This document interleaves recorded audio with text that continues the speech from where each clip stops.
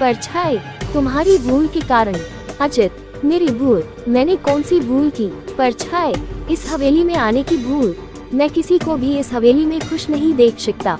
अजित, लेकिन क्यों? वो परछाई ने जवाब दिया, आज से 18 साल पहले इस हवेली के मालिक ने मुझे यहीं पे ही मार डाला था। मेरी कोई गलती भी नहीं थी। इस कारण की वजह से मेरी आत्मा इस हवेली में भटकती रहती है। मैं किसी को भी इस हवेली में नहीं रहने दूंगा, क्योंकि इस हवेली में मेरा खून हुआ था। इस हवेली में जो भी रहने के लिए आएगा उसकी मौत होगी। अजित ने कहा, मैं तुम्हें अपने असली रूप में देखना चाहता हूँ। तुम्हें मारने से पहले मैं तेरी यह इच्छा अवश्य पूरी करूँगा। और उस परछाई ने एक भयानक दरमियाना रूप ले लिया। उसका चेहरा इतना भयानक था कि अजीत भी एक क्षण के लिए डर गया था, लेकिन दूसरे ही क्षण में उसने अपने आप पर काबू पा लिया। बाद में इसने अपनी जेब में से सफेद पाउडर निकाला और उस भूत के पर फेंक दिया।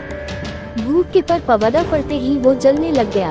बड़ी बड़ी ज्वालाएं उठने लगी। वो बहुत जोर जोर से चिल्लाने लगा और बाद में पूरी तरह से जल गया। उसके बाद अजीत ने चैन से सांस लिया और वहीं पर सो गया। Horror story book in Hindi. दूसरे दिन सुबह जब अजीत को सही सलामत हवेली से बाहर आते देख अर्जुन को आश्चर्य हुआ। अर्जुन ने अजीत से पूछा, तुम कैसे जिंदा हो? जब अजीत ने अर्जुन को कल रात को घटी घटना को पूरी तरह से बताया और बोला, अब ये हवेली भूतिया हवेली नहीं रही। दोस्तों, आपको ये कहानी राजस्थान की कोटा की भूतिया हवेली कैसी लगी, प्लीज हमें कमेंट करके जरूर बताएं। थोड़ी ही देर में वो औरत मेरे पास आकर बैठ गई और मुझे जानवर की जैसे सूंघने लगी। मुझे अपनी मौत साफ साफ दिख रही थी। फिर मैंने अपनी सारी हिम्मत लगा के एक आखिरी कोशिश करके जोर लगा के खड़ा हो गया और जोर जोर से दरवाजे को हिलाने लगा। थोड़ी ही देर में दरवाजा टूट गया और मैं बाहर निकल गया। जब मेरी नज़र बाहर खड़े लोगों के सामने पड़ी तो मैंने देखा कि लोग मेरे सामने ऐसे देख रहे थे जैसे मैं कोई पागलखाने से भाग आया हूँ। लोग मुझे यहाँ तक बोलने लगे कि पागल है क्या, पी के आया है। तभी वहाँ पास में खड़ा आदमी ने मेरे पास आके पूछा कि भाई, तुम वहाँ अंदर क्या कर रहे थे?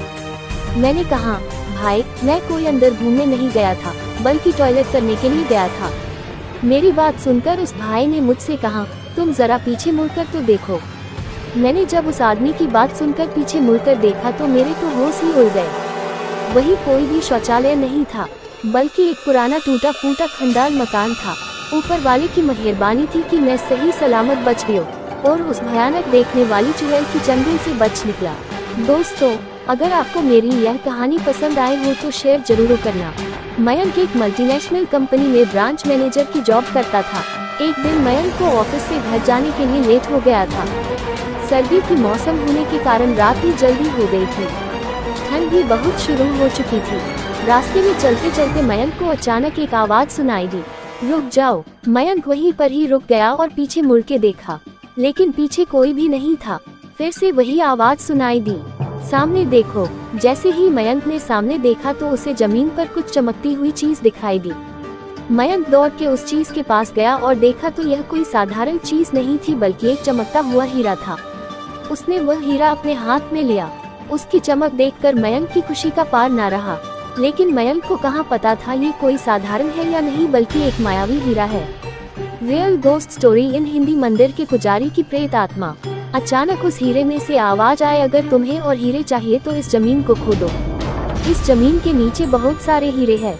मयंक खुश हो गया। उसने उस हीरे को अपनी जेब में डाला और जमीन खोदना शुरू किया। करीबन 2 फीट खोद काम करने के बाद अचानक मयंक डर के मारे चिल्लाने लगा। इसके कारण उसका संतुलन खो गया और जमीन पर गिर पड़ा, क्योंकि उस गड्ढे में से हीरे मोती नहीं बल्कि किसी इंसान का कटा हुआ सर मिला। अचानक वह सर हवा में उड़ने लगा और बोला, डरो मत, मैं तुम्हें कोई हानि नहीं पहुंचागा। मैं तुम्हें बहुत सारे हीरे जवेरात भी दूंगा। बस मेरी बात ध्यान से सुनो, मैं जहां जाता हूं वहां मेरे पीछे आओ। फिर वह सिर हवा में उड़ा और जंगल की ओर बढ़ने लगा। करीबन 1 किलोमीटर चलने के बाद वह सिर रुक गया। मयंक भी रुक गया। फिर उस सिर ने मयंक से कहा, इस जमीन के भीतर बहुत सारे हीरे मोती जवाहरात छुपे हुए हैं। इस जमीन पे खोद काम शुरू करो। मयंक खुश हो गया और उस जमीन को खोदना शुरू कर दिया। खोदते खोदते उस जमीन के नीचे हीरा मोती तो नहीं मिले, बल्कि उस सिर का कटा हुआ धड़ मिला।